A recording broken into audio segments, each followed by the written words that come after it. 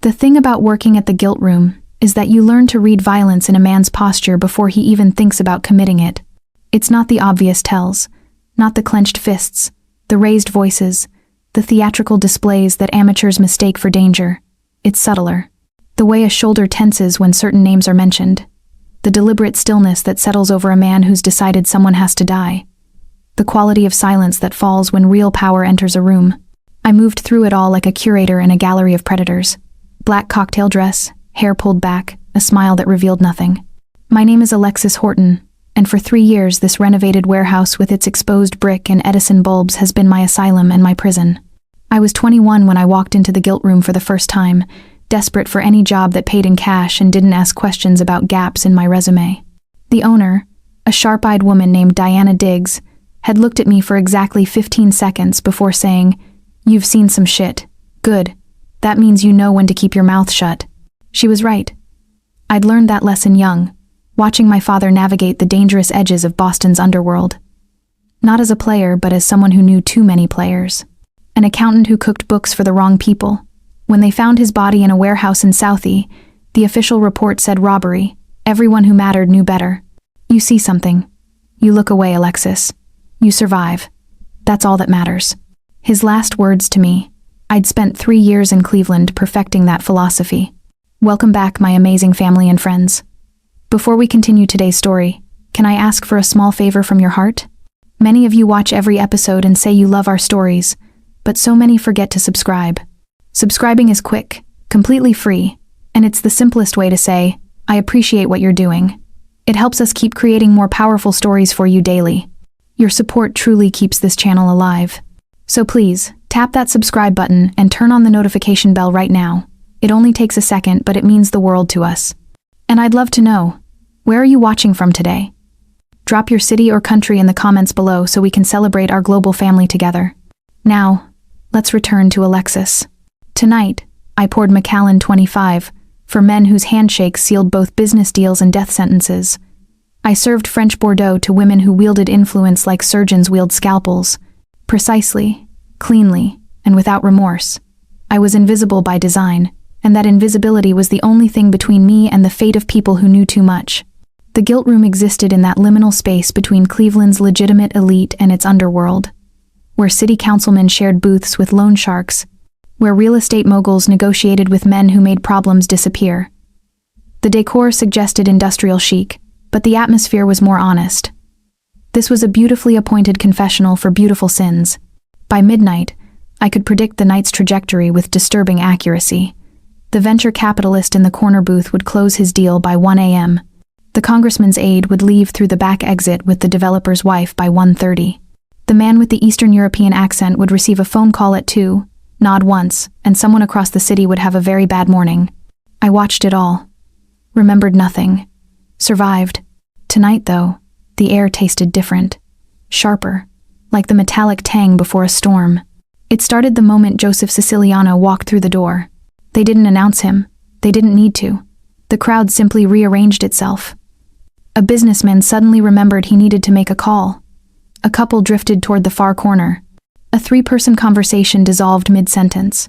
It was choreography born of survival instinct, the human equivalent of prey animals sensing an apex predator. I didn't need the whispers to know who he was. Everyone in Cleveland knew. Joseph Siciliano ran the city's underground with the precision of a Fortune 500 CEO and the reputation of someone you crossed exactly once. He was taller than photographs suggested, moving with the unhurried confidence of someone who understood that the room had already reorganized itself around his presence. Black suit, immaculate cut, the kind of tailoring that whispered old money while his reputation screamed new world power. Dark hair, sharp features, the austere elegance of old Italian nobility. But it was his hands that told the real story.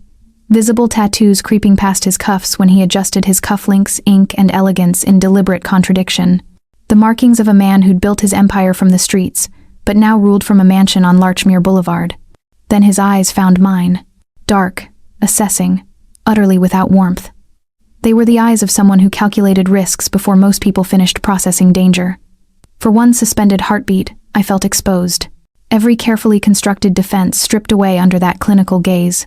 I dropped my eyes, my pulse hammering against my throat like something trying to escape. I reached for a wine glass that didn't need polishing, the familiar motion a lifeline. Don't look up. Don't attract attention. Be the furniture. I'd served him twice before. Macallan 25, always neat, always a 30% tip left in cash, never a word beyond his order. To Joseph Siciliano, I had been what I needed to be. Convenient, functional, forgettable. But tonight felt different. His security detail, 2 men who moved like violence in tailored suits, settled into the corner booth. But Joseph didn't join them. He detached from their orbit and walked toward the bar. Toward me. Each footstep on the polished concrete floor was a countdown. The space around me emptied as other patrons discovered urgent reasons to be elsewhere. Conversations died mid-sentence. A woman gathering her purse shot me a look that might have been pity. I was ground zero. Macallan 25, he said, his voice low and precise, the kind of tone that didn't expect to be ignored. Neat. I nodded, not trusting my voice. I turned toward the top shelf display, my movements careful, controlled. My hands, usually steady through the worst Friday night rushes, trembled slightly as I reached for the bottle. The skull-shaped glass caught the Edison bulb light, amber liquid glowing like captured fire. I could feel his presence at my back. Not threatening exactly, but absolute, like standing too close to a cliff edge. As I poured the whiskey into the crystal tumbler, Warren Torrey materialized at the bar beside Joseph. Our floor manager, always too smooth, too connected, too interested in everyone's business. Tonight his smile was bright and empty as a showroom. Mr. Siciliano, Warren said, his voice carrying that rehearsed warmth of someone who studied charm without understanding it. A pleasure to see you. Please, allow me. Before I could set the glass down, Warren reached across the bar and intercepted it. His movements were too practiced, too deliberate, too rehearsed. I've been saving something special, Warren continued, producing a small, unlabeled bottle from his jacket pocket.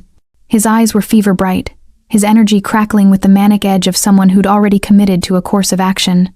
From a private reserve. Consider it a token of appreciation for your patronage. He unscrewed the cap with fingers that didn't quite steady, tipped a single, clear drop into the Macallan. It vanished without a trace. My breath caught.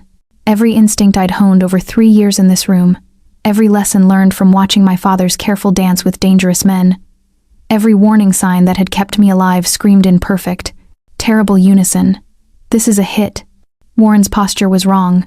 Too eager, too performative. The private bottle, the intercepted drink, the fevered anticipation barely contained behind his professional mask. The way his hand shook just slightly before he set the glass in front of Joseph. Joseph's fingers moved toward the poisoned whiskey. Time didn't slow. It shattered. My father's face flashed through my mind, his voice an echo from the night before they found him. You see something. You look away, Alexis. You survive. But looking the other way was how we ended up at his funeral. The space between heartbeats expanded into eternity. Every survival instinct I possessed screamed at me to turn away, to polish another glass, to be the ghost I'd perfected myself into becoming. Joseph's hand closed around the tumbler. I moved. My hand found the cocktail napkin folded beside the register. Clean, white, unused. The kind of pristine square that existed solely for the theater of service. In 3 seconds I was around the bar, my heels clicking against the concrete floor with a confidence I didn't feel. Every eye in the room tracked my movement.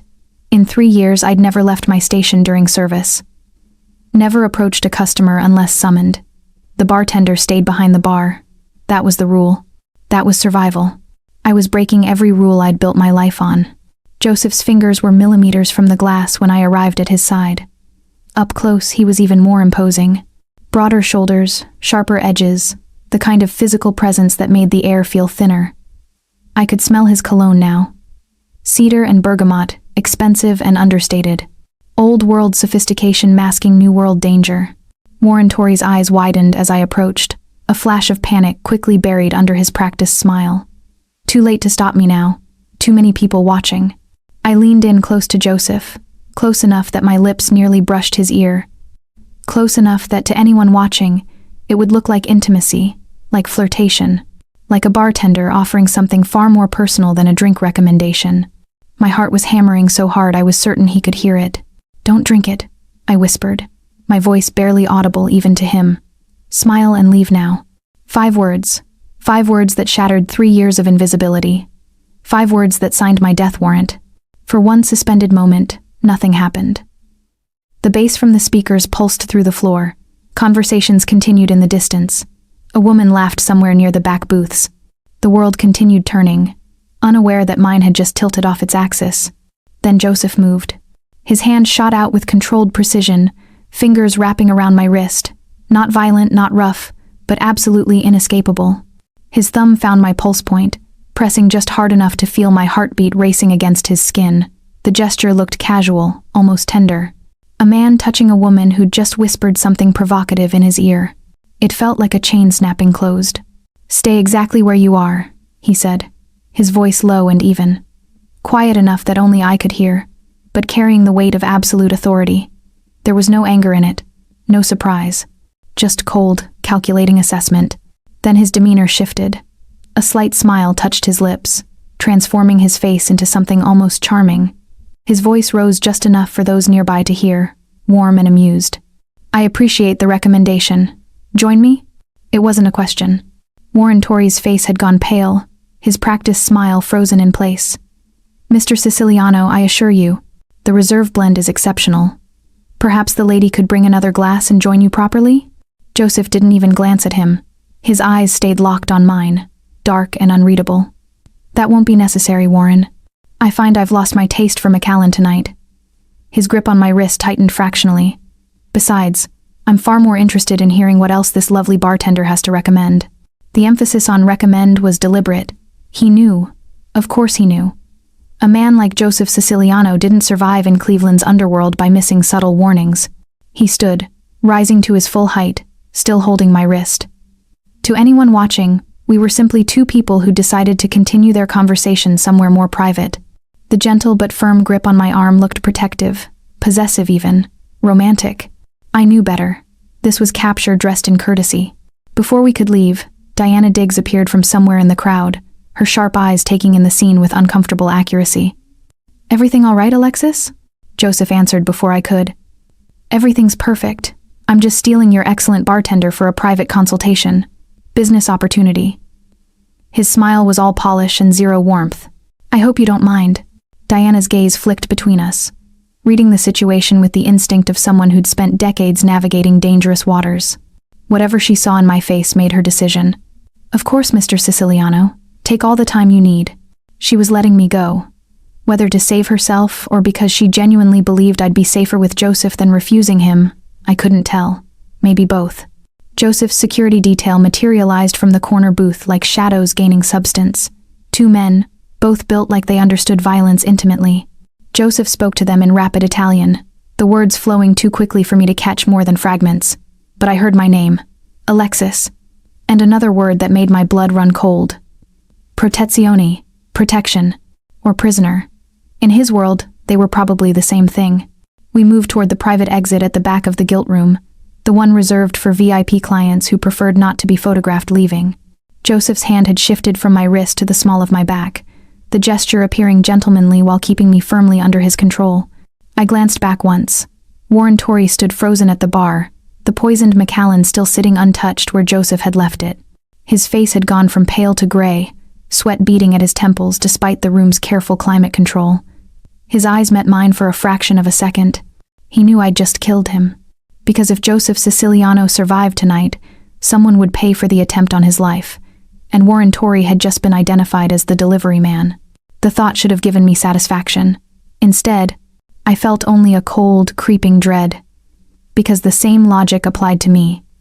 I'd seen too much, knew too much. I was a witness to an attempted assassination, and witnesses in Joseph's world had a very short life expectancy. The night air hit my face as we stepped into the alley behind the gilt room. Cleveland's autumn chill, sharp and clean after the close atmosphere inside. A black Mercedes sat waiting, engine running, tinted windows reflecting nothing. One of Joseph's men opened the rear door. Joseph's hand on my back became more insistent, guiding me toward the car with gentle, inexorable pressure. "After you," he said quietly. I hesitated. Once I got in that car, there was no going back. No pretending this hadn't happened. No returning to my careful invisibility.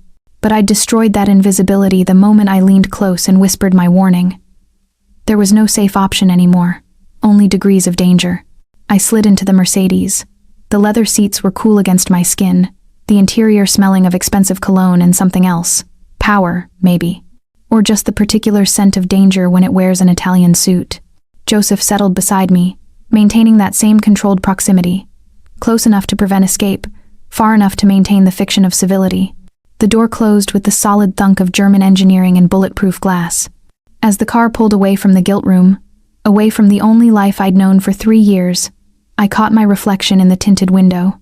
Same black dress, same pulled back hair, same face.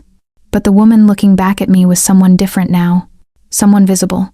Someone who'd chosen to speak instead of staying silent. Someone whose fate was now entirely in the hands of Cleveland's most dangerous man. I'd saved his life. Now he owned mine. Cleveland's lights blurred past the tinted windows, smears of gold and white against the darkness. Street lamps, storefronts, traffic signals, all bleeding together into an impressionist painting of the city I'd called home for 3 years. A city that suddenly felt very far away. Joseph sat beside me in the Mercedes, phone pressed to his ear, speaking rapid Italian. His tone was measured, controlled, but I caught the edge underneath. Commands, not requests. Names I didn't recognize.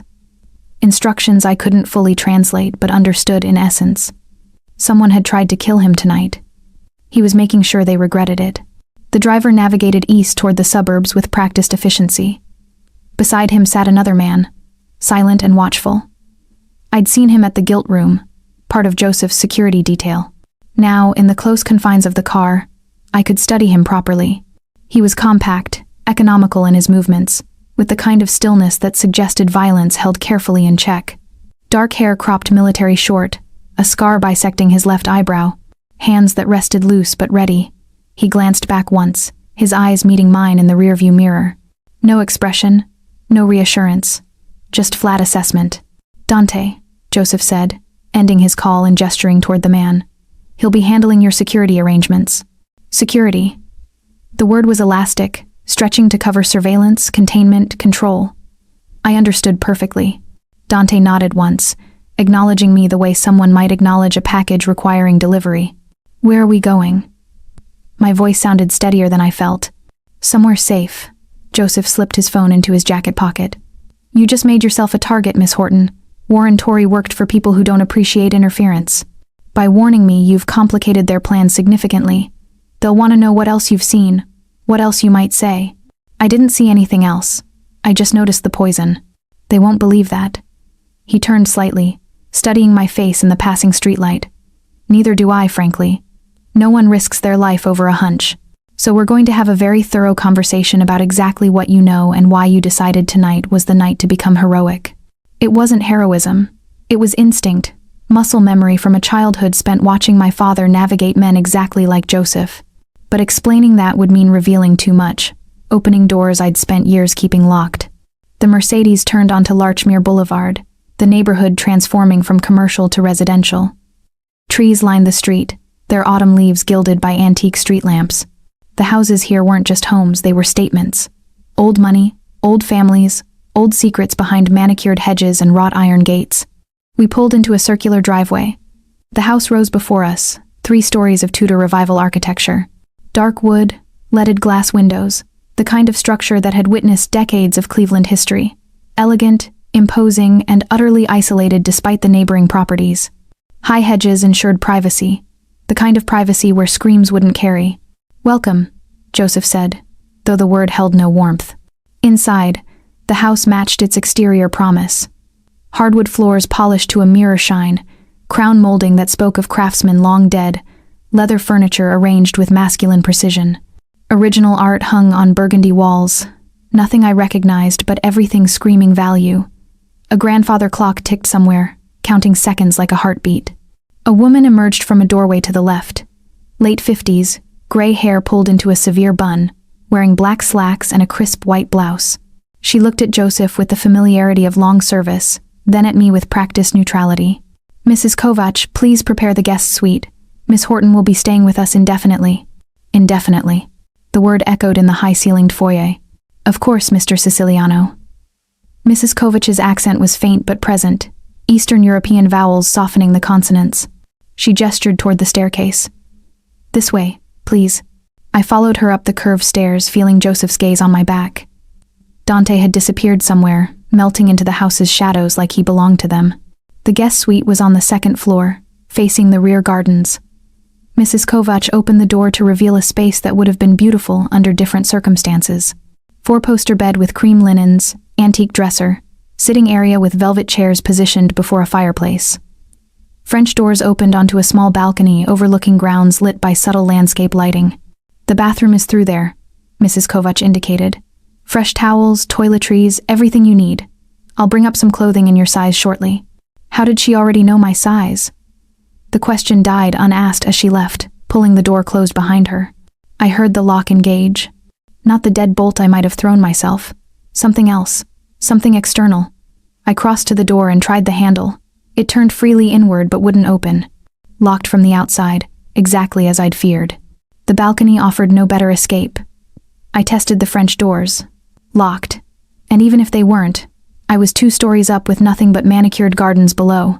The neighboring properties were dark, distant, separated by enough landscaping to ensure isolation. I was trapped in the most beautiful prison cell I'd ever seen. A soft knock interrupted my assessment. The lock disengaged, and Joseph entered, Dante a silent presence in the hallway behind him. Joseph carried a glass of amber liquid, whiskey probably, and gestured to the sitting area. "Please sit. We need to talk." It wasn't a request. I took one of the velvet chairs. He settled across from me, maintaining that same calculated distance, close enough to intimidate, far enough to appear civilized. "Tell me what you saw tonight." So I did. Warren's interception of the drink. The unmarked bottle. The single drop. The way his hands shook with nervous energy. I left out my father, my past, the reasons I'd learned to recognize poison before I could vote. Joseph listened without interrupting, his expression unreadable. When I finished, he took a slow sip of his whiskey. "Why did you warn me?" "Because I saw someone trying to murder you. That's not a reason to risk your own life. In your position, the smart play was silence, survival through invisibility. You've made that your strategy for 3 years. So why break pattern tonight?" He'd been watching me, assessing me, knowing more about my careful invisibility than any customer should. The realization sent cold clarity through my veins. I wasn't just a witness. I was already an asset or a liability.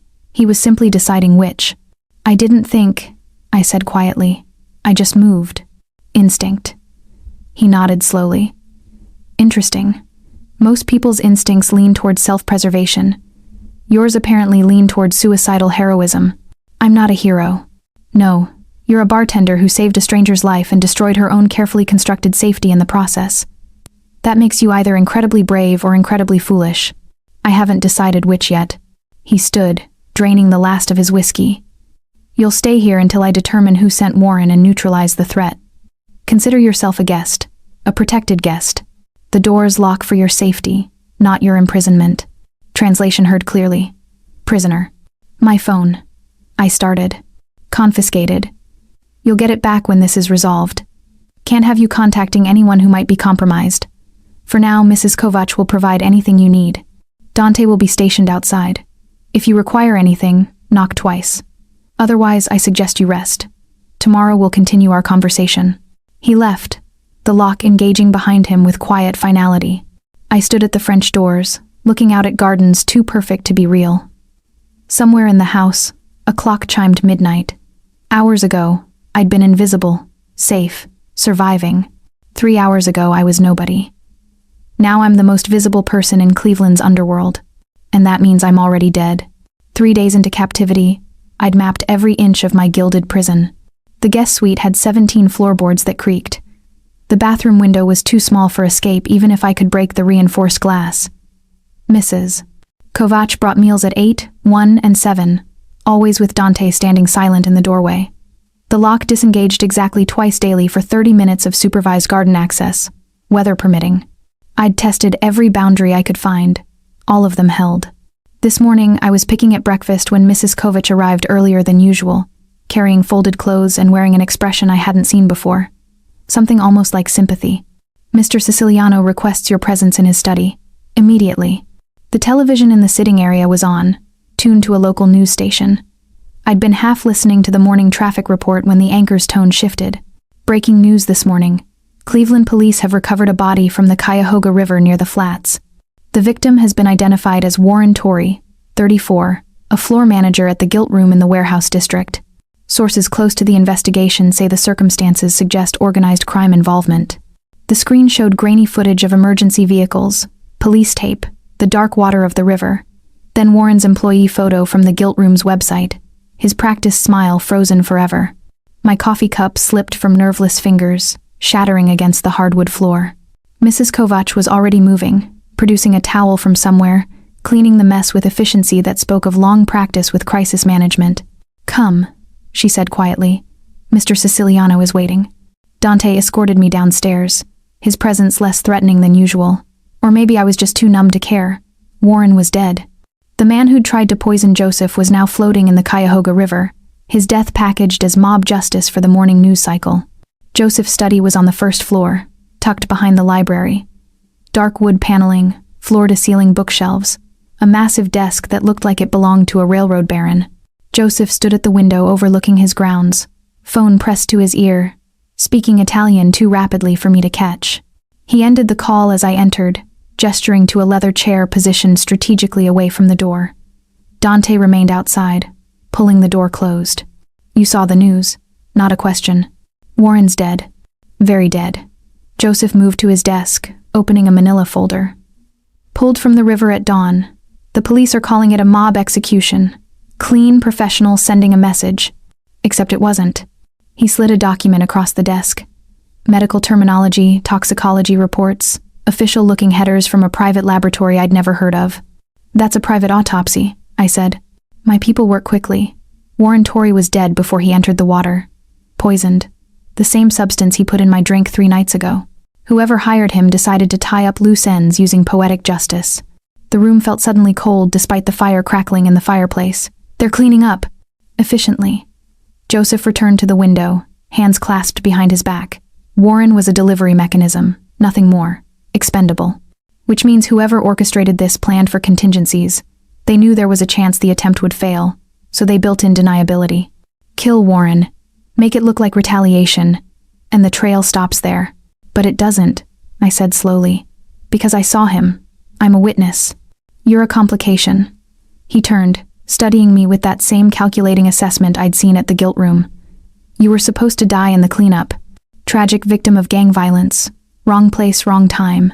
The bartender who witnessed a mob hit. But you're here instead, under my protection, which means whoever's pulling strings has a problem." My hands were shaking. I pressed them flat against my thighs, forcing steadiness I didn't feel. "Who benefits from killing you?" That's the interesting question.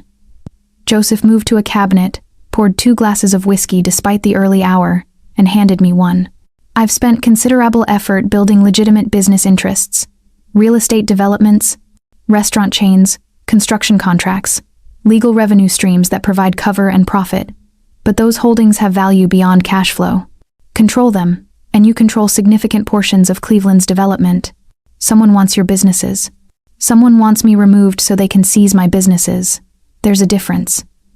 He sipped his whiskey, expression thoughtful. "A gang war provides cover for federal intervention. Civil forfeiture, asset seizure, legal mechanisms disguised as law enforcement. Then those assets get redistributed to legitimate buyers at auction prices." The scope of it settled over me like cold water. This isn't just murder. It's corporate espionage with bodies. Welcome to modern organized crime. Violence is expensive and draws attention. Legal maneuvering is cheaper and looks respectable. He gestured to a wall covered in what I'd initially taken for art. Up close, I realized they were maps. Cleveland's neighborhoods, property parcels, development zones, all marked with colored pins and annotations. "These are your holdings. Some of them. The legitimate ones, anyway."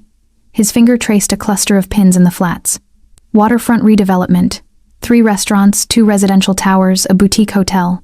42 million in active projects. Now ask yourself, who has the resources and connections to orchestrate a seizure of that magnitude? "Someone with political connections," I said. "Someone who can manipulate law enforcement." "Very good. You're smarter than you pretend." He moved back to his desk, spreading additional files. Financial records, corporate documents, names I didn't recognize but sensed were important. "I've been tracking irregularities for months. Small things. Permitting delays, inspection failures, zoning challenges. Nothing criminal, just friction. Someone applying pressure through legitimate channels. Softening you up. Precisely. Make my businesses vulnerable, then create a crisis that justifies government intervention. Except they got impatient. The poison attempt was acceleration, not strategy. Which means something's changed. They're working against a deadline. I stood, moving closer to the maps, trying to see what he saw. So what do we do? We? His eyebrow arched. Interesting pronoun choice. They want me dead. That makes it my problem too. Your problem is staying alive long enough for me to eliminate the threat. My problem is identifying who's orchestrating this before they try again. Our interests align temporarily, but don't mistake that for partnership. The words should have stung. Instead, they clarified. I wasn't a guest or even really a prisoner. I was a resource. Useful until I wasn't. How long until you figure it out? I have people working the problem. Warren's phone records, financial transactions, known associates. Someone had to recruit him, train him, provide the poison. That's a trail, and trails lead somewhere. He finished his whiskey, set the glass down with deliberate precision. In the meantime, you stay here. Safe, contained, and very much alive. Because I'm useful. Because you're useful, he confirmed. The moment you're not. He didn't finish the sentence. Didn't need to. The implication hung in the air between us, sharp as broken glass. But something in his eyes contradicted the threat. A flicker of something I couldn't quite name.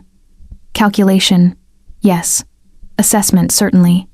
But underneath, something almost like concern. I'd saved his life 3 nights ago. Maybe that bought me more consideration than he was willing to admit. Or maybe I was projecting hope onto a man incapable of genuine protection. Either way, my survival depended on making myself indispensable, and I was very good at survival. Sleep wouldn't come. I'd tried everything, counting the ceiling cracks, regulating my breathing, replaying every conversation I'd had with Joseph, searching for clues about when this captivity might end. Nothing worked. Warren's face kept surfacing in my mind, that frozen employee photo smile from the news broadcast. At 2 a.m., I gave up. The door was locked as always, but I knocked twice. Dante appeared within seconds, silent as ever, his expression neutral despite the hour. I need water, I said. Kitchen? He considered this, then nodded. Apparently midnight thirst didn't constitute an escape risk. He escorted me downstairs, his presence a shadow at my shoulder. The house felt different at night. Darker, quieter, the grandfather clocks ticking louder in the silence. We passed the study where I'd learned about Warren's death. The formal dining room where Joseph had explained the rules of my captivity over untouched pasta. The sitting room with its oil paintings of people long dead. Then I saw light spilling from a doorway I'd never entered. What's that? I asked. Library. Dante's voice was rough from disuse. Mr. Siciliano is working. At 2 a.m? Something almost like amusement flickered across his face. He doesn't sleep much. Neither did I, apparently. Can I? Dante studied me, calculating risks I couldn't see. Finally, he gestured toward the light. Stay where he can see you. Touch nothing without permission. The library was magnificent. 2 stories of floor-to-ceiling shelves, connected by a wrought iron spiral staircase, leather-bound volumes that looked older than Cleveland itself. First editions in glass cases, their spines cracked with age and value. Reading chairs positioned to catch natural light from tall windows, though at this hour, brass lamps provided warm illumination. And at a massive oak desk in the center, surrounded by financial records and ledgers, sat Joseph. He'd shed his jacket. His white shirt sleeves were rolled to his elbows, revealing more of those tattoos I'd glimpsed at the Gilt Room. Italian script wound around his left forearm, dates and names memorializing something. His dark hair was disheveled, falling forward as he studied a spreadsheet with intensity that suggested murder. He looked up as I entered, surprise flickering before control reasserted itself. Can't sleep? He asked. Apparently insomnia is contagious, or you're processing the fact that someone wants you dead. He gestured to a chair opposite his desk. Sit. If you're going to be awake, you might as well be useful. I settled into the leather chair, glancing at the papers surrounding him. Financial statements, transaction logs, corporate filings, the language of money, written in numbers and legal jargon. What are you looking for? Connections, patterns. Someone's been bleeding my businesses for months, small enough to avoid immediate detection, I'm trying to find the source. He said it simply, as though inviting me into his confidence was routine. As though I hadn't been locked in a guest suite for 5 days. May I? I gestured to the nearest stack of documents. Joseph hesitated, then slid them across. Your background is bartending. My background is an accounting degree I never finished. The admission came easier than expected. Turns out bartending paid better than entry-level bookkeeping. Better hours, too. Well, worse hours, but better tips. Something shifted in his expression. Interest, maybe. Or reassessment. Why didn't you finish? My father died. I needed money immediately, not eventually. I scanned the first page, recognizing the format. Corporate expense reports, carefully itemized. What am I looking for? Anything that doesn't fit. Irregular patterns, duplicate entries, payments that seem too convenient. I worked in silence, falling into the familiar rhythm of analysis. Numbers had always made sense to me in ways people didn't. They followed rules, revealed truths, couldn't lie without leaving traces. 20 minutes passed. Joseph poured whiskey from a decanter on the sideboard. Macallan 25, I noticed. He filled 2 glasses without asking, setting one beside my elbow. Call back to better times, he said dryly. Before I ruined both our lives? Before you complicated them significantly. I took a sip, the whiskey smooth and expensive. Same taste as that first night, but the context had transformed entirely. Then, I'd been invisible furniture. Now, I was whatever this was. Prisoner, asset, partner in survival. Here, I pointed to a line item. This vendor. They're billing consistently every month, same amount, $17,400. That's suspicious. Joseph leaned closer, close enough that I caught his cologne again. Cedar and bergamot, now familiar. Why suspicious? Because expenses fluctuate. Supplies cost more some months, less others. Inflation happens. Prices change. But this? $17,400? Every single month for 18 months? That's not a vendor. That's a siphon disguised as legitimacy. He pulled the document closer, eyes scanning rapidly. Then he moved to his computer, fingers flying across the keyboard. The vendor is listed as Lakeside Consulting, registered to a shell corporation in Delaware. Board members are all attorneys. No physical location beyond a registered agent. So it's fake. So, it's very carefully constructed. He pulled up more records, cross-referencing. But look, same pattern appears across 4 different subsidiaries. Different vendor names, same amount, same timing. I moved to stand beside him, studying the screen. Someone with system access. Someone who can create vendor accounts and approve payments without triggering flags. Someone I trust. The weight of that settled between us. This wasn't external espionage. This was betrayal from inside his organization. We worked through the night, tracking the pattern through months of records. Joseph explained his business structure. I identified discrepancies he'd missed, my untrained but instinctive eye catching what his exhaustion overlooked. The whiskey disappeared slowly, marking time between discoveries. Somewhere around 4 a.m., Joseph shared a memory unprompted. I grew up in Little Italy. My family ran a restaurant, nothing fancy, red sauce and checkered tablecloths. Adam Stefan's family lived 3 doors down. His father fixed cars, my father fed people. We were friends before we knew friendship had rules. Adam Stefan. I'd seen the name in the files, chief financial officer across multiple holdings. He's been with me from the beginning. When I started building legitimate businesses, he handled the numbers. I trusted him with access to everything. Joseph's jaw tightened. Every single siphon account traces back to approvals he made. How much total? He pulled up a spreadsheet, running calculations. Conservative estimate? 3.2 million over 18 months. I thought of Warren's expensive suits, his practice charm. Could he be working with whoever tried to poison you? Adams would never. But even as Joseph said it, doubt shadowed his features. He wouldn't. People surprise us, I said quietly. My father worked for dangerous men because he thought he could keep his family safe. Instead, it got him killed. Sometimes the people we trust make choices we can't predict. Joseph looked at me then, really looked. Not assessing a threat or evaluating an asset. Seeing me as someone who understood the particular pain of betrayal wrapped in survival. Your father was an accountant for organized crime? Small-time operations in Boston. Nothing like your empire, but dangerous enough. I met his gaze. He taught me to recognize poison before I learned algebra. said the most important skill was knowing when violence was coming and being somewhere else. You learned the skill, ignored the application. Apparently I'm bad at taking advice. Something almost like a smile touched his mouth. Apparently you are. Dawn was breaking through the library windows when we finally compiled our evidence. Adam Stefan's name appeared too many times to be coincidence. The trail led directly to him. Joseph sat back in his chair, exhaustion and anger warring across his features. I need to confront him. What will you do? I don't know yet. He looked at the evidence, then at me. I didn't expect this. The embezzlement? Your help.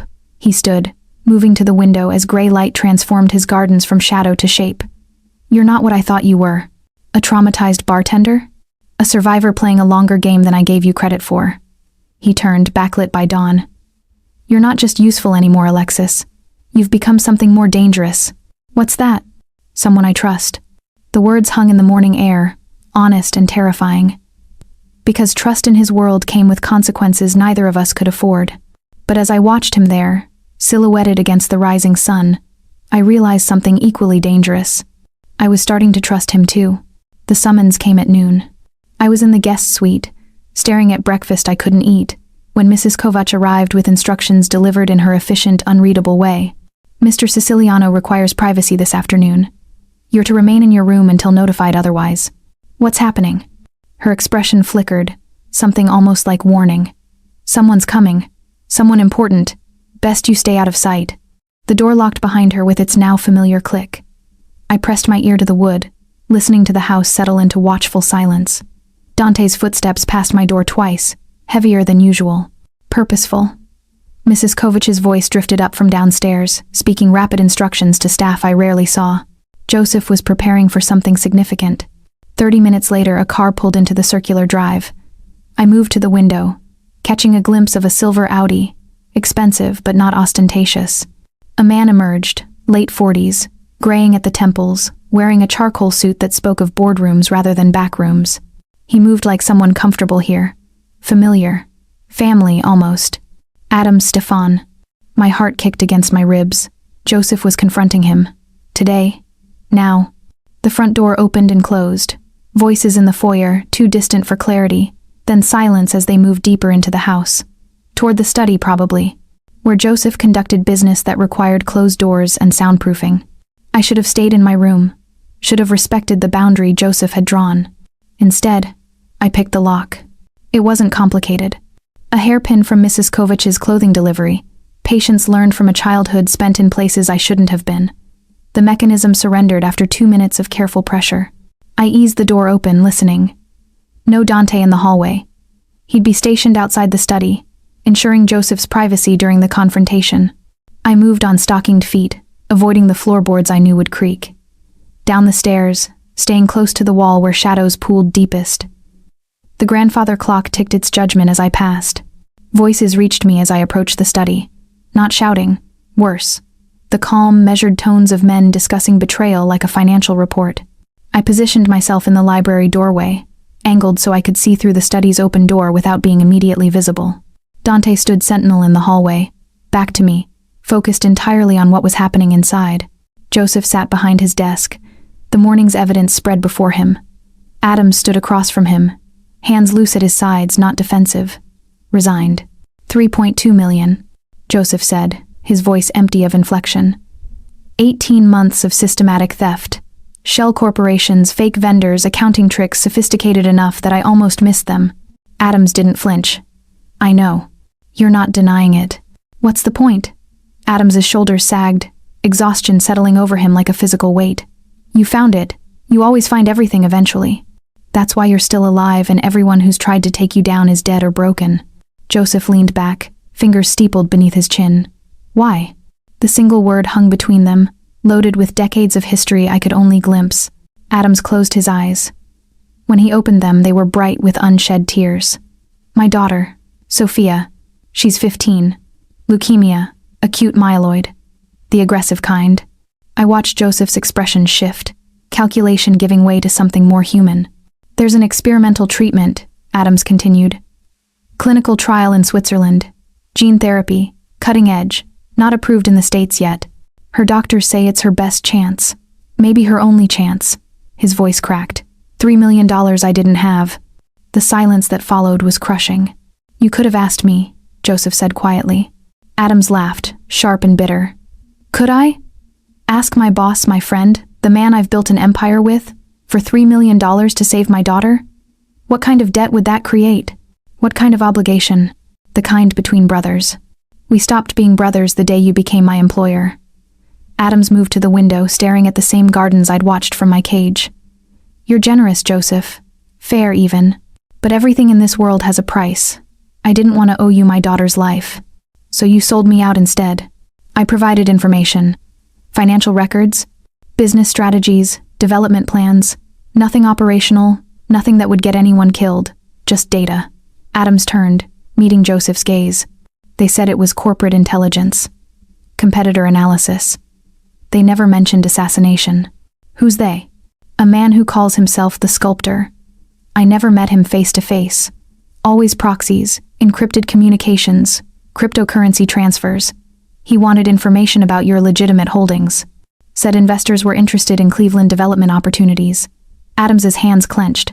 I swear to God, Joseph, I never thought it would escalate to murder. The Sculptor. Joseph's jaw tightened. What else did he want? Access schedules, security protocols, financial vulnerabilities, anything that would help someone take over your businesses through legal channels if you were suddenly removed from the equation. The pieces assembled themselves in my mind. Warren's poison attempt wasn't standalone violence. It was the first move in a coordinated attack designed to look like gang warfare while facilitating corporate seizure. Who's funding the Sculptor? Joseph asked. I don't know. I tried to dig deeper once I realized what was happening, but the network is compartmentalized. I'm a spoke, not the hub. Adams straightened, accepting whatever came next. Do it quick, Joseph. That's all I ask. And make sure Sophia gets the money somehow. She's innocent in this. Joseph stood slowly, moving around the desk. For a terrible moment, I thought he'd pull a gun. Execute the man who'd betrayed him, close the loop with brutal efficiency. Instead, he pulled Adams into an embrace. Brief, fierce, complicated by decades of brotherhood and the fresh wound of treachery. When Joseph stepped back, his eyes were hard but not empty. You're leaving Cleveland. Tonight. I'm giving you $4 million. 3 for Sophia's treatment, 1 to start over somewhere else. Switzerland, probably. Stay with her during recovery. Adams stared, incomprehension giving way to disbelief. You're not going to kill me. I should. Anyone else would be dead already. But Sophia's 15 and she's dying and you're her father. Joseph returned to his desk, pulling out a laptop. I'm transferring the money now. You have 3 hours to collect your family and disappear. If you're in Cleveland at sunset, Dante will find you, and my mercy has limits. Joseph. Don't. Joseph's voice sharpened. Don't thank me. Don't apologize. You betrayed 20 years of friendship for a reason I understand but can't forgive. Take the money, save your daughter, and live with what you've done. Adams nodded, tears finally spilling over. The Sculptor's network extends into city government. That's all I know. Eleanor Strauss's name came up in encrypted chats. Deputy Mayor. She's involved somehow. Noted. Joseph typed rapidly, then turned the laptop toward Adams. Transfers complete. The money's clean, routed through enough layers that no one can trace it back to me. As far as the world knows, Adam Stephan discovered he was under investigation and fled before prosecution. Adams moved to the door, paused. We were good once. We were brothers once, Joseph corrected. That ended today. I shrank back into the library shadows as Adams left, Dante escorting him out. His footsteps faded toward the foyer, the front door opening and closing with finality. Silence reclaimed the house. Then Joseph's voice, quiet but certain. You can come out now, Alexis. I stepped into the doorway, meeting his gaze. He looked exhausted, hollowed out by mercy that cost more than violence would have. You saw, he said. Not a question. I nodded. He retrieved the Macallan from the sideboard, poured 2 glasses, handed one to me as I entered the study properly, no longer hiding. Should I apologize for eavesdropping? You picked the lock Mrs. Kovich thought was secure. That takes initiative. He raised his glass slightly. To complicated mercy. To survival, I countered. We drank in silence, the afternoon light slanting through windows, dust motes drifting in golden columns. Outside, Adams's Audi disappeared down Larchmere Boulevard, carrying a man exiled by kindness. Why? I asked finally. Why let him go? Joseph studied his whiskey, watching light refract through amber. Because I've killed men for less, and it's never brought anything back. Because his daughter deserves a father, even a flawed one. Because betrayal motivated by love is different than betrayal motivated by greed. He looked at me. Because if I become the kind of man who can't distinguish between the two, I'm no better than the people trying to destroy me. I understood then. Joseph Siciliano wasn't just a crime boss playing at legitimacy. He was a man holding impossible lines in a world that rewarded crossing them. Mercy complicated by violence. Strategy wrapped in ethics most people in his position had long since abandoned. The sculptor, I said. Eleanor Strauss. We know more now. We do. He set down his glass. And that makes you more valuable, more protected, and significantly more at risk. I'm already at risk. Now you know enough to be a genuine threat to them. His eyes held mine. That changes everything. The weight of it settled between us. I wasn't just a witness anymore. I was complicit, informed, invested in the same survival game that had consumed Joseph's life. And somewhere in the last week, I'd stopped wanting to escape. Sleep was impossible. I'd returned to my room after witnessing Adams's exile, the door remaining unlocked for the first time since my arrival. A gesture, perhaps, or Joseph simply forgetting to instruct Mrs. Kovac to engage the mechanism. Either way, I was technically free to move through the house. Free. The word felt strange applied to my situation. At midnight, I gave up pretending rest would come. The confrontation with Adams had left me wired, thoughts racing through implications I couldn't fully process. Betrayal motivated by love, mercy complicated by necessity, the cost of choices made in impossible circumstances. I pulled on the silk robe Mrs. Kovac had provided, moved through the quiet house. Most lights were off, the grandfather clocks ticking the only sound. Dante was presumably somewhere, but for once, I didn't see him. French doors at the rear of the house stood open, sheer curtains drifting in the autumn breeze. Beyond them, a stone terrace overlooked the gardens, illuminated by subtle landscape lighting. Joseph stood at the balustrade, silhouetted against the manicured hedges, a glass of whiskey in his hand. He didn't turn as I approached, but his shoulders shifted slightly. Acknowledgement without words. Can't sleep either? I asked, echoing our library encounter. Sleep feels like surrender tonight. He took a drink, still not looking at me. Like if I close my eyes, I'll have to accept what today cost. I moved beside him, close enough to feel the warmth radiating from his body in the cool air. Adams was your friend. Adams was my brother in everything but blood. We grew up 3 doors apart, shared our first cigarette behind his father's garage when we were 12. He was best man at my wedding. Joseph's jaw tightened. He held my hand at her funeral. I hadn't known Joseph was a widower.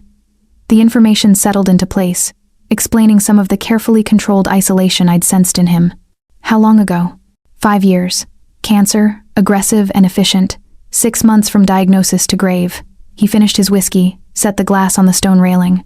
Adams sat with me every night in the hospital, made sure I ate, kept the business running when I couldn't think straight. And today, I exiled him from the only city he's ever known. You saved his daughter's life. I destroyed his. Joseph finally looked at me, and in the dim light, his eyes held something raw. That's the cost of my choices, Alexis.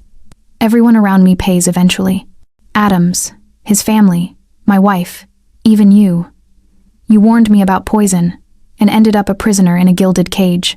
I'm not a prisoner anymore. No. Now you're complicit. I'm not sure that's better. The honesty struck deeper than comfort would have, because he was right. I'd crossed from victim to participant, witness to ally, captive to something undefined and dangerous. My father used to say that surviving meant building walls. I said quietly. Keep people at a distance. Never let them see weakness. Stay invisible. He built those walls perfectly, and they didn't save him. What would have saved him? I don't know. Maybe nothing. Maybe we're all just delaying the inevitable, and survival is just a prettier word for postponing consequences. I turned, leaning against the balustrade, studying his profile. You've built walls too, thicker than mine, higher, but you're still alone on top of them. Safer that way. Is it, or just lonelier? Joseph met my eyes, and something shifted in the space between us. Recognition, perhaps. 2 people who'd spent years perfecting isolation, suddenly seeing that strategy reflected back. This is a bad idea, he said quietly. What is? Whatever's happening here. Between us. The line we're approaching. We crossed that line days ago. I moved closer, closing the distance he'd maintained so carefully. The moment you grabbed my wrist at the guilt room. The moment you brought me here. The moment we spent dawn in your library untangling betrayal together. Those were necessity. This is choice. Then choose. The words hung between us, a challenge and an invitation. His hand lifted, fingers tracing the line of my jaw with unexpected gentleness. Calluses rough against my skin, the touch of someone who'd built his empire with violence but could temper force with control. You should go back to your room, he said, even as his thumb brushed my lower lip. I should. I didn't move. But I'm tired of should, tired of safety, tired of walls. I'm dangerous, Alexis. I know. I'm choosing anyway. The first kiss tasted like expensive whiskey and poor decisions. His mouth on mine, tentative at first, then deepening with the kind of hunger that came from prolonged denial. My hands found his chest, feeling his heartbeat accelerate beneath the expensive fabric of his shirt.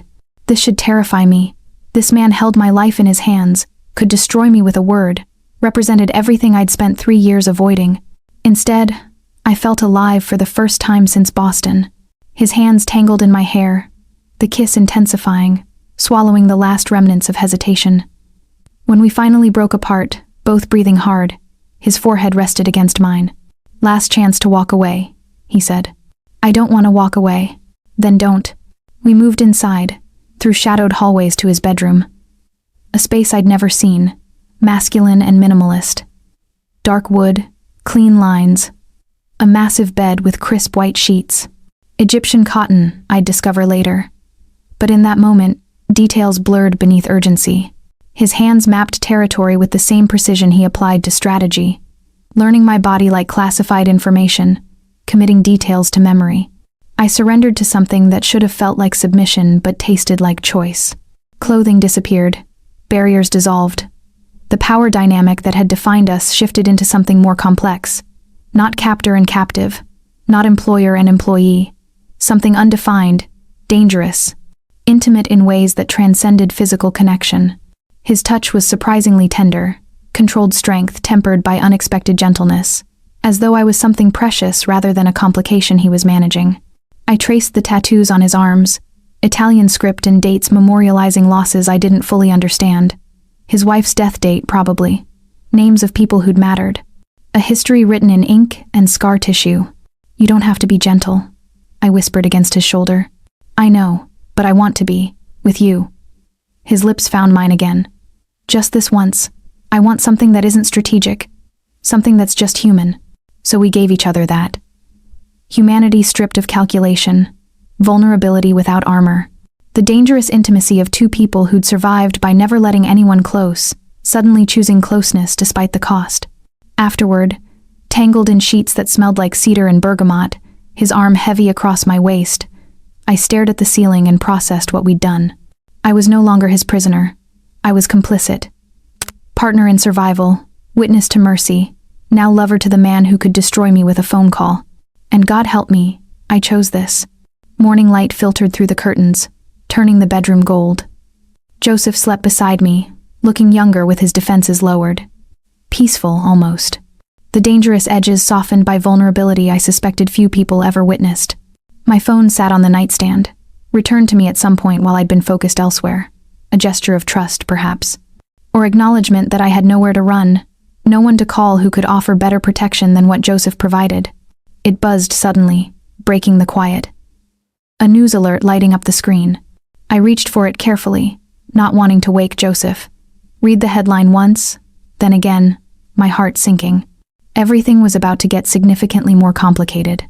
The news alert on my phone showed a photograph of Eleanor Strauss cutting a ribbon at some civic ceremony, her smile practiced and perfect. The headline read, Deputy Mayor announces major development initiative for Cleveland waterfront.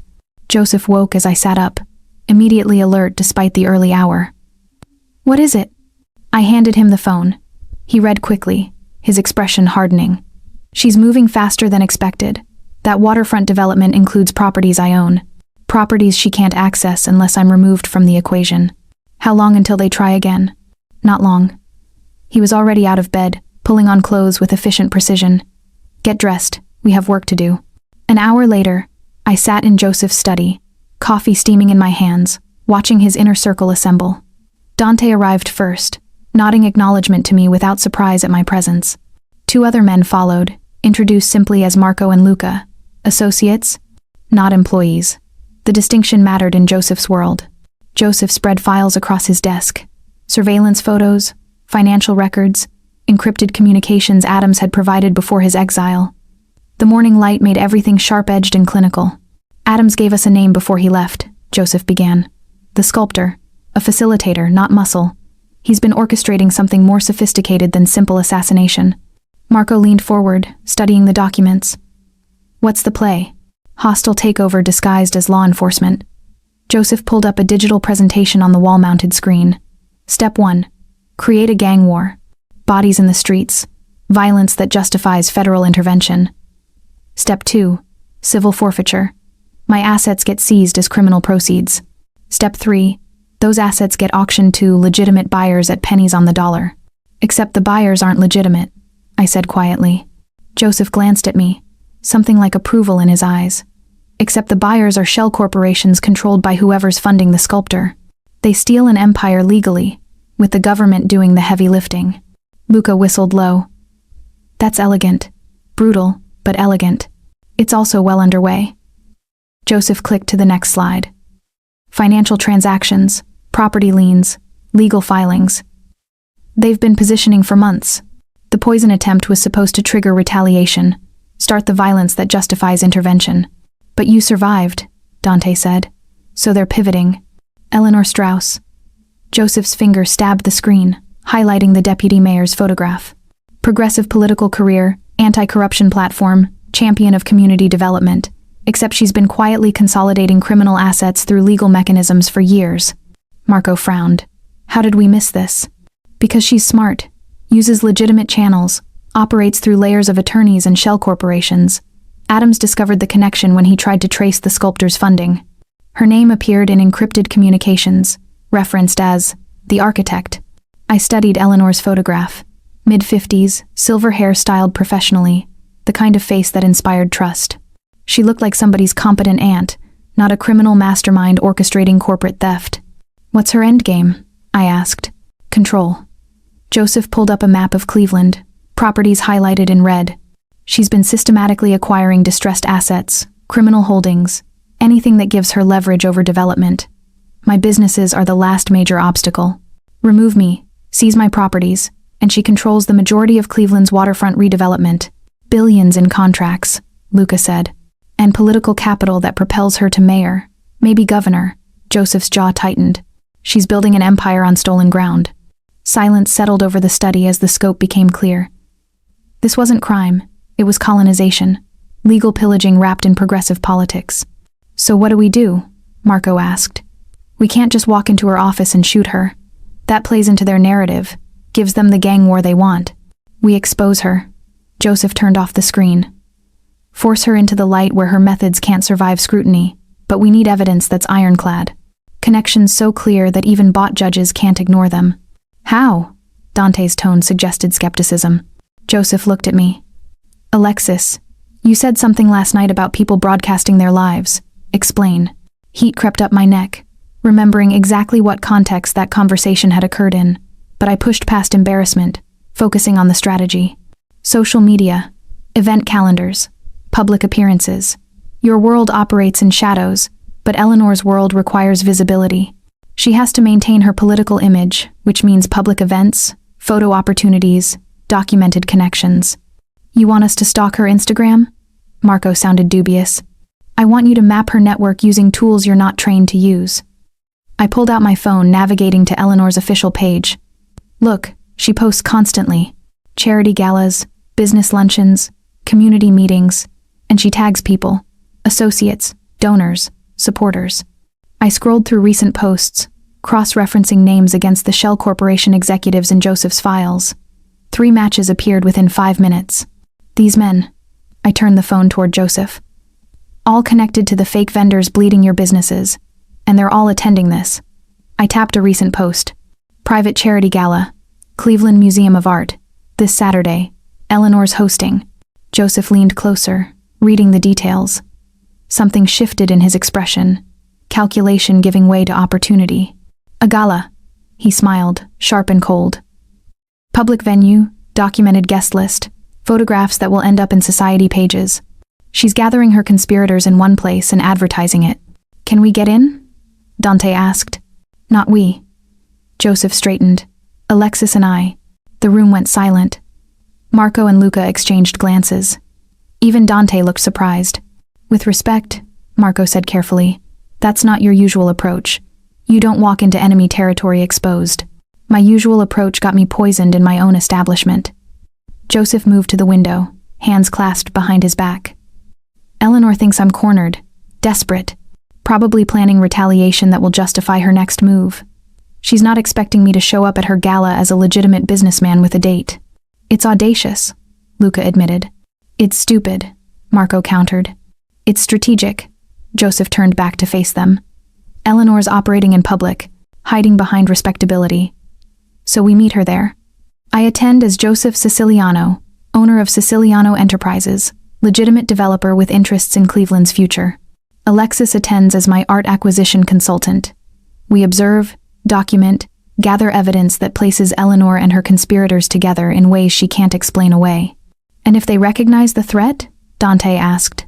They will, that's the point. Force their hand in a public venue where violence is impossible. Make them react visibly, create mistakes we can exploit. Joseph's smile turned predatory. Eleanor's been orchestrating this from shadows. Time to drag her into the light. The meeting continued, details hammered out with military precision. Security protocols, backup plans, communication systems. Dante would attend undercover, along with 2 other associates posing as staff. Marco would monitor from outside, ready to respond if things deteriorated. 2 hours later, the others had dispersed, leaving Joseph and me alone in the study. Exhaustion shadowed his eyes despite the coffee, the weight of multiple betrayals and strategic pivots taking their toll.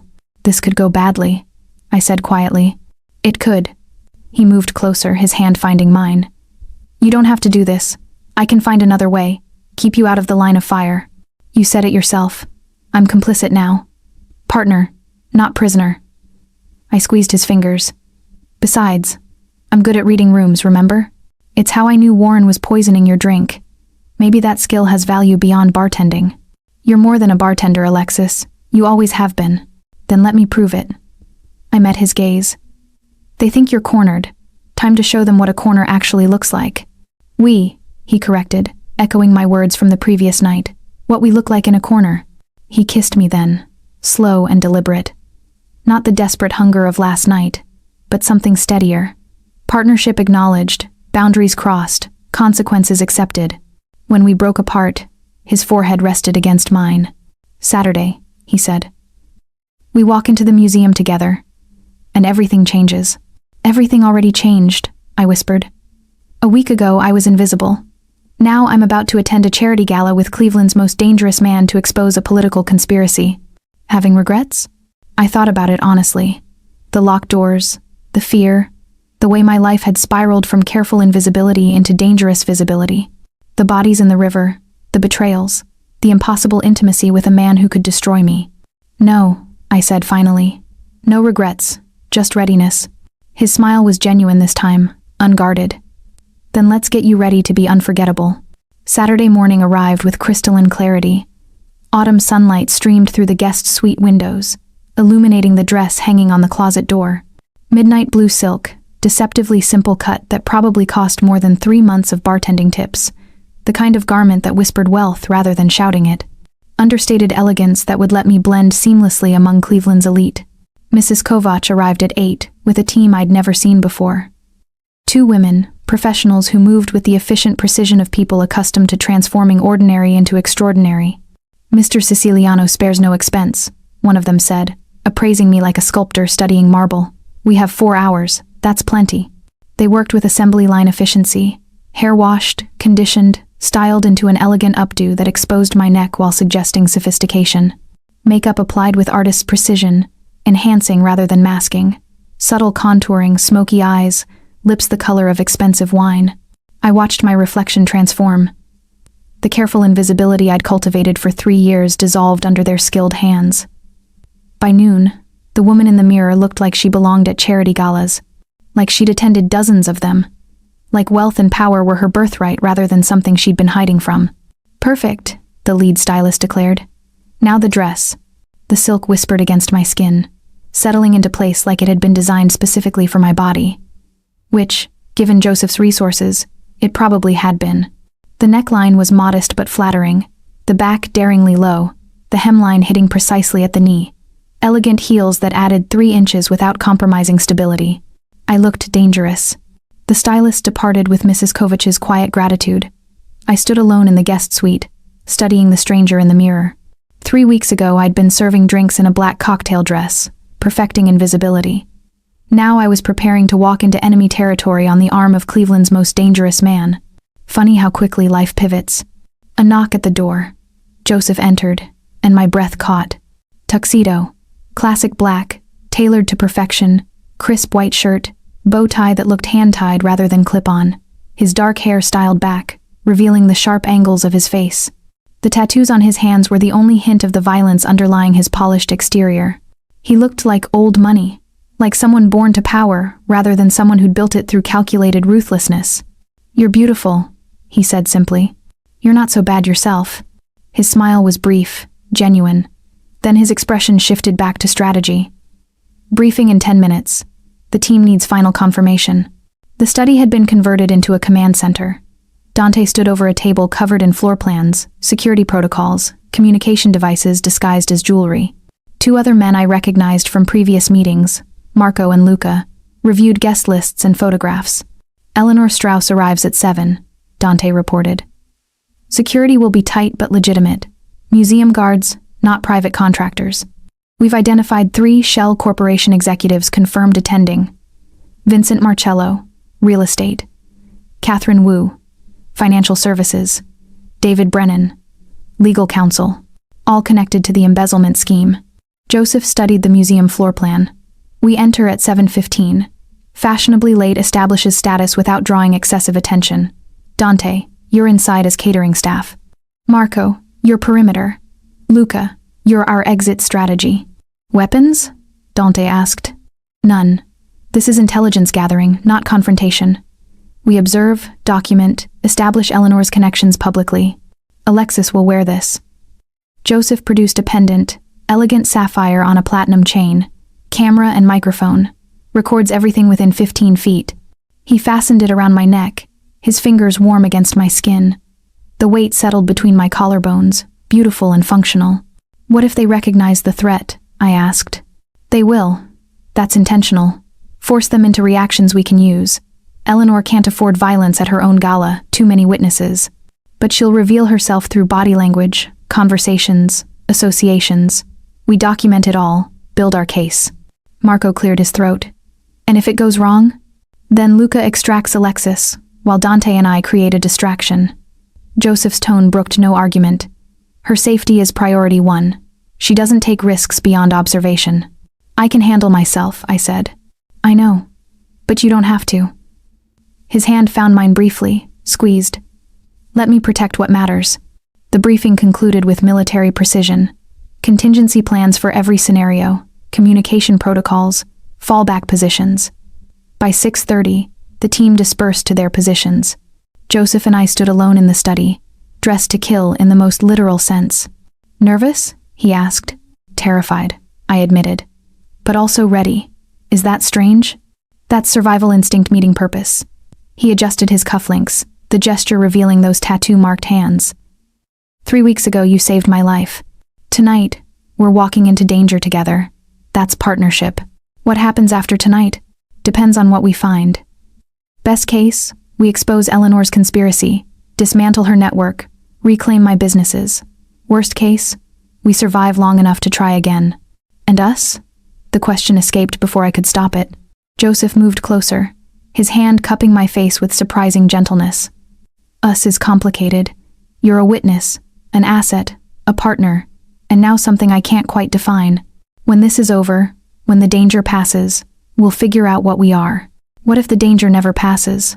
Then we figure it out anyway. He kissed me, slow and thorough.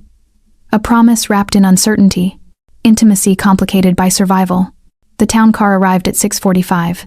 Black Mercedes, tinted windows, Dante at the wheel. The drive to the museum was silent, tension building with each passing block. Cleveland at twilight looked almost beautiful. Streetlights flickering on, the last golden sunlight painting buildings copper and gold. The city I'd called home for 3 years, now the backdrop for potential disaster. The Cleveland Museum of Art rose before us, neoclassical architecture illuminated by strategic lighting. Red carpet stretched down marble steps. Photographers positioned to capture Cleveland's elite arriving in expensive cars and designer gowns. We pulled up precisely at 7:15. Dante opened the door. I stepped out first, the cool evening air raising goosebumps on my exposed back. Then Joseph emerged, immediately commanding attention despite doing nothing obvious to attract it. He offered his arm. I took it, feeling the solid strength beneath expensive fabric. Cameras flashed. Someone called Joseph's name, surprise evident in their tone. He smiled, urbane and unthreatening, guiding me up the red carpet with practiced ease. I watched our targets arrive. Eleanor Strauss in emerald silk, her smile practiced for the cameras. Vincent Marcello, distinguished gray hair and empty eyes. Catherine Wu, sharp suit and sharper expression. David Brennan, lawyer's careful neutrality. They noticed Joseph. Surprise flickered, quickly masked. Eleanor's smile never wavered, but something cold entered her eyes. Good. Let her be unsettled. Security checkpoint was professional but thorough. My clutch inspected, Joseph's jacket checked. The pendant passed without comment, its camera disguised perfectly. We entered the museum's grand hall. Soaring ceilings, priceless art, champagne glasses catching light like liquid gold. Cleveland's elite mingled in careful hierarchies, wealth and power doing their intricate dance. I thought about the woman I'd been 3 weeks ago. Invisible bartender, carefully anonymous, surviving through strategic irrelevance. That woman was gone, transformed not just externally but fundamentally. I'd chosen visibility, chosen partnership, chosen to stand beside a dangerous man and face dangerous enemies. 3 weeks ago, I saved a stranger's life. Tonight, I'm walking into danger with the man who saved mine. Funny how quickly survival becomes something worth living for. Joseph's hand tightened on my arm. Across the room, Eleanor Strauss raised her champagne glass in mocking acknowledgement. The trap was set, but we knew it was there. And that changed everything. The thing about walking into a trap is knowing it's there. The thing about being invisible is knowing when to be seen. Tonight, Cleveland's underworld would learn what happens when a ghost decides to haunt back. We stepped forward together into the glittering danger, partners facing whatever came next. And I'd never felt more alive. And that's where our story ends tonight. If it made your heart race, or stirred something deep inside you, please don't just watch and leave. So many people love these stories but forget to subscribe. Don't be one of them. Your one click keeps this channel alive and helps me tell the next story for you. Hit subscribe, like, and drop a comment. I read every single one. Tomorrow, a new storm begins. Until then, stay loyal, stay human, and never lose your heart.